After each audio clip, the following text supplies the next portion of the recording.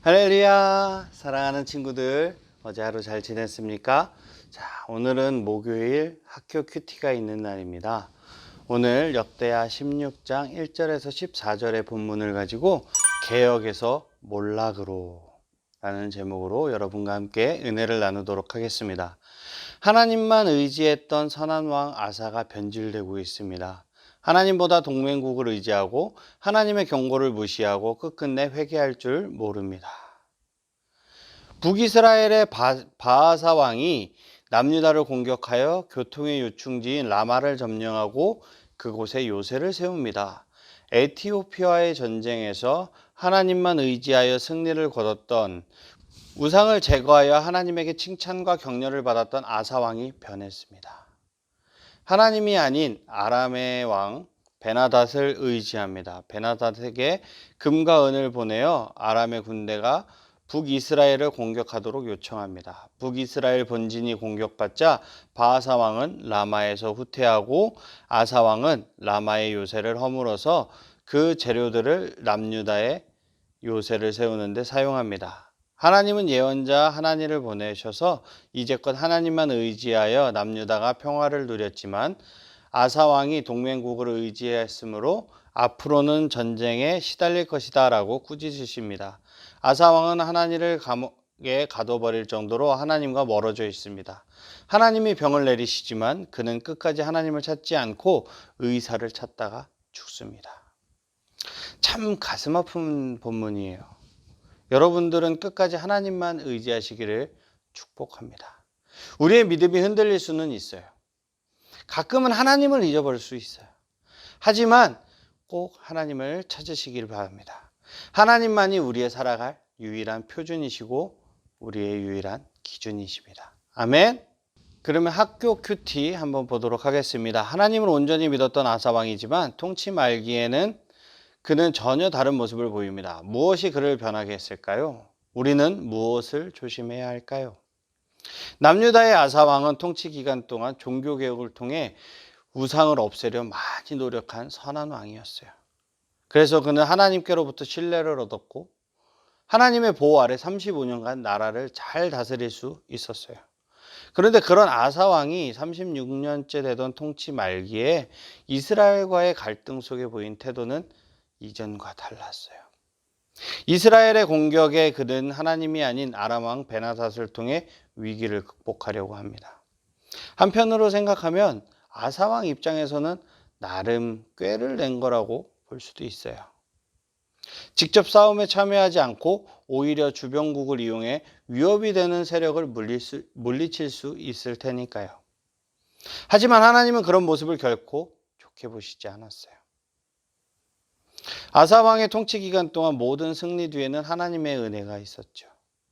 하지만 긴 평화의 기간 동안 아사 왕은 서서히 하나님의 은혜를 잊고 교만한 마음이 생겨버렸습니다. 순수하게 하나님을 의지했던 예전의 모습은 사라지고 잔꾀와 교만한 마음이 생긴 거죠. 우리는 교만을 조심해야 합니다. 그리스도인에게 교만이란 단순한 잘난 척과는 달라요. 교만은 하나님의 은혜를 인정하지 않는 태도이고, 교만에 빠진 사람은 자신의 힘과 노력으로 무언가를 이뤄낼 수 있다는 생각에 사로잡혀 얄팍한 잔꾀만 부리고 맙니다. 교만한 자의 삶은 하나님을 의지하지 않고 사람들에게 실수를 저지르면서도 아무것도 느끼지 못하고 우둔하게 살다가 뒤늦은 후회만 남기고 마는 거죠. 우리는 하나님이 주시는 지혜 없이는 반드시 실패를 겪는 연약한 자들입니다. 우리의 연약함을 인정하고 하나님의 은혜를 간절히 구하는 삶이야말로 진정한 성공의 길임을 꼭 기억하시길 바랍니다. 아멘. 우리 두 번째 질문 보도록 하겠습니다. 두 번째 질문은, 우리가 죄를 지을 때 하나님은 다양한 방법으로 우리의 죄를 깨닫게 하십니다. 여러분은 죄를 깨달았을 때 어떻게 반응하나요? 하나님은 우리에게 어떤 모습을 기대하실까요? 위기에 처한 아사 왕은 하나님이 아닌 아람 왕 베나닷에게 의지했어요. 하나님을 신뢰하지 않은 거죠. 그러자 하나님은 선지자 하나니를 보내 그 아사의 불순종이 얼마나 심각한 것인지를 알리셨어요. 하나님은 그렇게 해서라도 아사 왕이 죄를 뉘우치고 하나님께로 돌아오기를 바라셨던 거죠.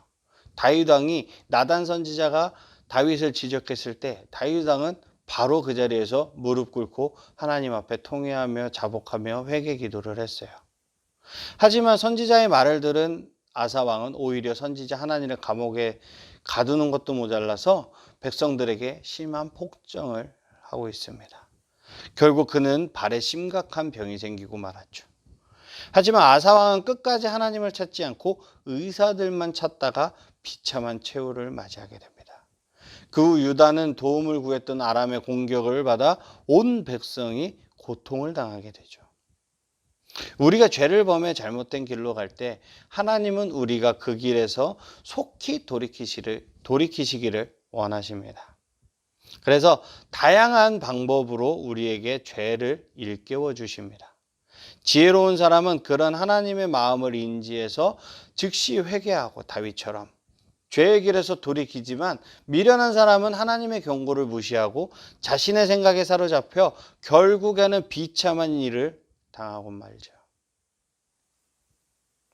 하나님께서 연약한 우리에게 바라시는 건 아무런 잘못도 저지르지 않는 완벽한 삶을 요구하시는 게 아니에요. 다만 죄를 지었을 때 하나님 앞에 즉시 엎드려서 회개하고 그 길에서 벗어나 하나님이 이끄시는 길로 다시 돌아가는 순수한 태도임을 기억하시기 바랍니다. 아멘. 아멘. 기도하겠습니다. 사랑과 은혜의 하나님 감사합니다. 우리가 오늘 본 것처럼 하나님께서 하나님의 사람을 보내셔서 우리에게 말씀하시는 것을 잘 듣고 깨달아 알 수 있도록 우리에게 은혜를 부어 주시옵소서. 우리가 죄악된 길에서 즉시 회개하고 돌이킬 수 있도록 우리에게 깨달음을 허락하여 주시옵소서. 하나님께서 이끄시는 삶을 살도록 주님께서 은혜 베풀어 주시옵소서. 감사드리며 귀하신 예수님의 이름으로 기도드렸습니다. 아멘. 사랑하는 친구들, 우리 내일 이 시간에 다시 만나요. 안녕.